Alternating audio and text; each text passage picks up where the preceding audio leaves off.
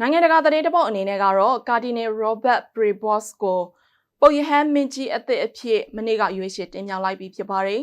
။ရွေးချယ်ခံရတဲ့ပုပ်ရဟန်းမင်းကြီး Robert Prevost ဟာအမေရိကန်နိုင်ငံရှီကာဂိုမှာမွေးဖွားခဲ့သူဖြစ်ပြီးအသက်69နှစ်ရှိပြီဖြစ်ပါတယ်။သူဟာပီရူးနိုင်ငံသားအဖြစ်ခံယူထားသူလည်းဖြစ်ပါတယ်။မြောက်အမေရိကတိုက်ကနေပထမဦးဆုံးပုပ်ရဟန်းမင်းကြီးဖြစ်လာခဲ့တာလည်းဖြစ်ပါတယ်။ပုပ်ရဟန်းမင်းကြီးအဖြစ်14ယောက်မြောက်လီယိုဆိုတဲ့အမည်ကိုခံယူမှာဖြစ်တယ်လို့လည်းနိုင်ငံတကာသတင်းတွေမှာဖော်ပြကြပါတယ်။ရွေးချယ်ပွဲကို